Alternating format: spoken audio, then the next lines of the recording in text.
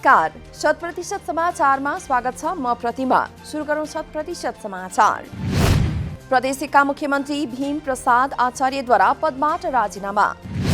सोमबार बसेको प्रदेश सभाको बैठकमा मन्तव्य राख्दै मुख्यमन्त्री आचार्यद्वारा पदबाट राजीनामा दिएको घोषणा।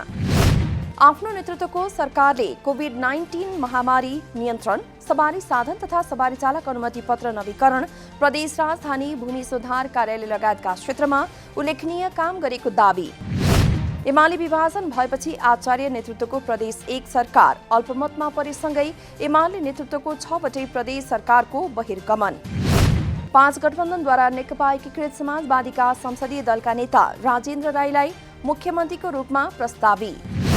प्रदेश प्रमुख सोमनाथ अधिकारी प्यासीले सरकार गठनको आह्वान गरे लगत्तै नेता राईद्वारा 49 सांसदको हस्ताक्षर सहित मुख्यमन्त्रीमा दावी पेश। गठबन्धनले सरकारको नेतृत्वमा दावी पेश गरेसँगै मंगलबार दिउँसो शपथ ग्रहण गराइने कार्यक्रम। मंगलबार सानो आकारको मन्त्रीमण्डल समेत बनाउने गठबन्धनको तयारी। सुदूरपश्चिम प्रदेश सरकारको मुख्यमन्त्रीमा नेकपा एकीकृत समाजवादीको दावी। कार्तिक 10 गते धनगढीमा सम्पन्न प्रदेश कमिटिको बैठकले प्रदेश सरकारमा दावी गर्ने निर्णय गरेको नेकपा एकीकृत समाजवादीकी सुदूरपश्चिम इन्चार्ज गरिमा शाहको भनाई। जलवायु परिवर्तन र वातावरणलाई प्रत्यक्ष रूपमा असर गर्ने कारक तत्त्वको न्यूनीकरणका लागि मानव जाति सचेत हुनुपर्ने राष्ट्रपति विद्यादेवी भण्डारीको भनाई। राष्ट्रपति भण्डारीद्वारा सोमबार मनाङमा एग्रो मनाङ प्राली स्याउ फार्मको अवलोकन। वातावरणीय सन्तुलन कायम राख्न वन जंगल र वनस्पतिको महत्त्वपूर्ण योगदान रहने भन्दै यसका लागि मानव जातिको मुख्य भूमिका रहने राष्ट्रपतिको भनाई। वातावरण जोगाए मात्रै मानव जातिको अस्तित्व जोगिन्छ भन्ने चेतना र अठोटका साथ लाग्नुपर्नेमा राष्ट्रपतिको जोड। गत साल 1 गते आएको बाढी पहिरोका कारण हिमाली जिल्ला मनाङलाई तहसनहस बनाउँदा दुखित तुल्याएको भनाई।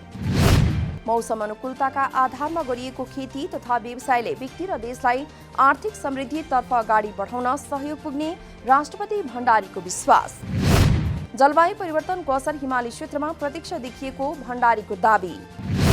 सोमबारदेखि स्कटल्याण्डमा सुरु भएको जलवायु परिवर्तन सम्बन्धी विश्व सम्मेलन प्रति नेकपा एमालेका अध्यक्ष केपी शर्मा ओली गणतन्त्र उल्ट्याउनका लागि परेको माओवादी केन्द्रका अध्यक्ष पुष्पकमल दाहालको आरोप।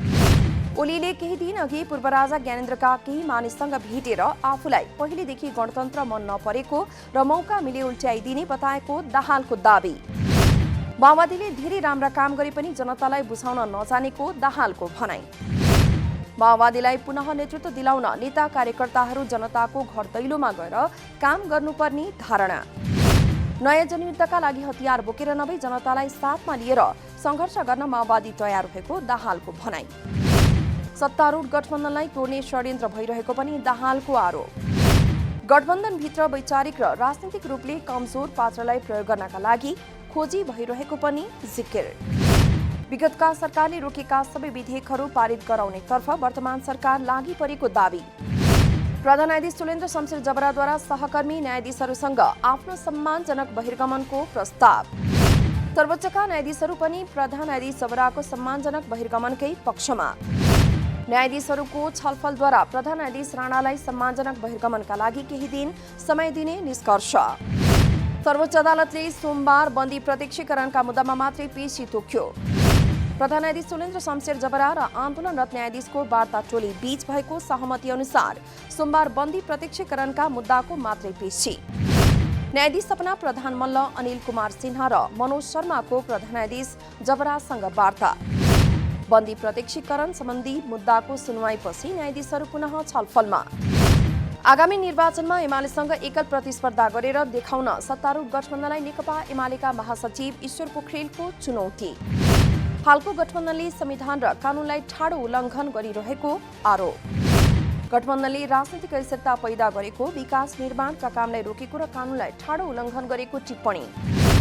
महासचिव पोखरेलले पार्टीको 10औं राष्ट्रिय महाधिवेशनमा विदेशी पार्टीहरूलाई बोलाएको र लगभग 5 लाख जनताको उपस्थितिमा महाधिवेशनको उद्घाटन गर्ने भनाई।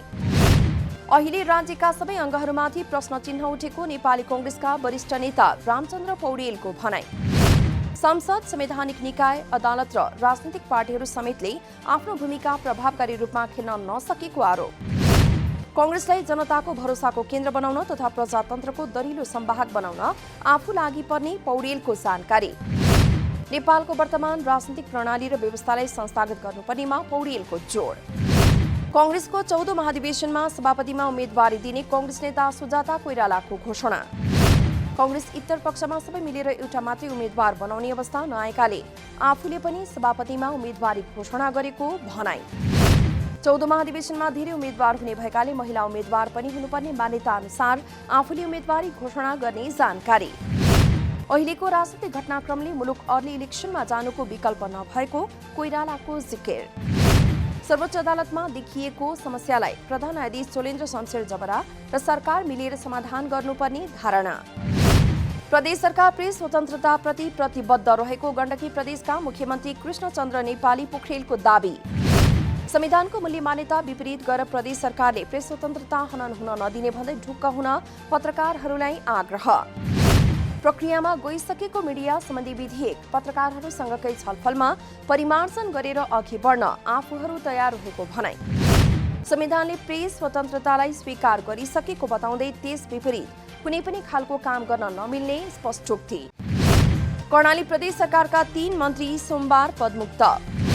प्रदेश सभा सदस्य नरहेको व्यक्ति 6 महिनाभन्दा बढी मन्त्री बन्न नपाइने कानूनी व्यवस्था अनुसार 3 जनाको पदावधि सकियो। सांसद विनय मन्त्री बनेका भौतिक पूर्वाधार विकास मन्त्री अमर बहादुर थापा, भूमि व्यवस्था कृषि तथा सहकारी मन्त्री कुर्मराज शाही र उद्योग पर्यटन वन तथा वातावरण मन्त्री नन्दसिंह बोडा आज स्वतः पदमुक्त। पछिल्लो 24 घण्टामा देशभर 533 जनामा कोरोना भाइरसको संक्रमण पुष्टि। 11,664 जनाको कोरोना परीक्षण गर्दा पीसीआर विधिबाट 440 तथा एन्टिजेन विधिबाट 92 जनामा संक्रमण पुष्टि भएको स्वास्थ्य तथा जनसङ्ख्या मन्त्रालयद्वारा जानकारी। पछिल्लो 24 घण्टामा 490 जना संक्रमण मुक्त। हालसम्म कुल संक्रमित मध्ये 7,92,277 जना संक्रमण मुक्त भइसकेको मन्त्रालयको तथ्याङ्क। हाल देशभर सक्रिय संक्रमित संख्या 9,318। पछिल्लो 24 घण्टामा थप 9 जनाको कोरोना संक्रमणबाट मृत्यु भएको मन्त्रालयको जानकारी। खोप अभियान सुरु भए यता अहिलेसम्म 1,59,23,309 मात्रा खोप लगाइयो। गत असोज 31 गतेदेखि 3 दिनसम्म परेको वर्षाका कारण डोटीमा निर्माणाधीन चेम्बर अफ कमर्सको भवनको जग डुबानमा पर्यो। सुदूरपश्चिम प्रदेश सरकारको 40 लाख बजेटमा निर्माण गरिएको जग बालुवामा पानी। सार्वजनिक संरचनाहरू सुरक्षित स्थानमा निर्माण गरिनुपर्ने भए पनि चेम्बरको मनपरीले भवन नदीको बगरमा निर्माण गरिएको स्थानीयको आरोप। भवन निर्माण इजाजत तथा घर नक्सा पास कार्यविधि 2072 अनुसार भवन निर्माण स्थल नदी किनारबाट 25 मिटरको दूरीमा हुनुपर्ने उल्लेख भए पनि कार्यान्वयन भएन। चेम्बर अफ कमर्सको भवन निर्माणका लागि प्रदेश सरकारबाट थप 1 करोड रकम विनियोजित। विदेशी मित्र राष्ट्रहरूले पुँजीको लगानी र प्रविधिमा सहयोग गरेर नेपालको विकासमा सहयोग गर्नुपर्ने उपराष्ट्रपति नन्दबहादुर पुनको भनाई। राजदूतको कार्यकालमा सबै विदेशी राष्ट्रहरू नेपालप्रति सकारात्मक भएको उहाँका लागि पूर्व राजदूत डाक्टर शर्मिला पराजुली ढकालको अनुभव। लेखक मोहम्मद रमजान अली मियाको पुस्तक मैले देखेको कतारले अन्तर्राष्ट्रिय कूटनीतिको पाटोलाई उजागर गर्दै राष्ट्र विकासमा त्यसको व्यवहारिक प्रयोगलाई आह्वान गरेको वरिष्ठ पत्रकार एवं पुस्तकका सम्पादक टङ्क पन्तको भनाई। वैकल्पिक ऊर्जा प्रवर्धन केन्द्रद्वारा ऊर्जा दक्षता तथा संरक्षणका लागि आवश्यक कानूनी व्यवस्था गर्न सरकारसँग माग।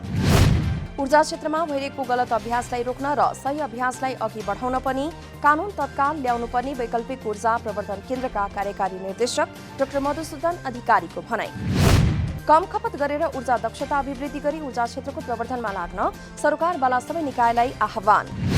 कोभिडका बिरामीहरूको उपचारमा समस्या आउन नदिन ऊर्जा खपत गर्ने गरी राष्ट्रिय स्तरका विभिन्न अस्पतालमा केन्द्रित भएर ऊर्जा दक्षता सम्बन्धी कामलाई अघि बढाइएको कार्यकारी निर्देशक अधिकारीद्वारा जानकारी। उद्योग क्षेत्रमा ऊर्जा दक्षता अभिवृद्धिका लागि आवश्यक प्रविधिको विकासमा केन्द्रले काम गरिरहेको दावी। 14 गोदावरी फूलको प्रदर्शनीमा करिब 79 लाख रुपैयाँ बराबरको कारोबार। प्रदर्शनीमा करिब 35,000 जनाले अवलोकन गर्ने अनुमान गरेकोमा करिब 38,000ले अवलोकन गरेको एसोसिएसनका सचिव हिरामणी शर्माद्वारा जानकारी। प्रदर्शनीमा 44 वटा व्यावसायिक र 4 वटा सूचनामूलक गरी 48 वटा स्टल राखिएको एसोसिएसनको जानकारी। प्रदर्शनीमा नेपालमा विगत वर्षदेखि नै व्यावसायिक उत्पादन हुँदै आएका विविध जातका गोदावरी फूल बिरुवाका साथै यस वर्ष भित्रिएका गोदावरी फूलका केही नयाँ प्रजातिका फूल बिरुवाहरूको समेत प्रदर्शनी। आयातित वस्तुमा 50% भन्दा बढी कर्जा प्रवाह हुँदा ब्याङ्किङ क्षेत्रमा तरलताको समस्या आएको नेपाल राष्ट्र ब्याङ्कको भनाइ। आन्तरिक उत्पादन र आर्थिक वृद्धिमा भन्दा पनि बढी मात्रामा आयातित वस्तुमा कर्जा प्रवाह हुँदा समस्या देखिएको नेपाल राष्ट्र ब्याङ्कका गभर्नर महाप्रसाद अधिकारीद्वारा जानकारी।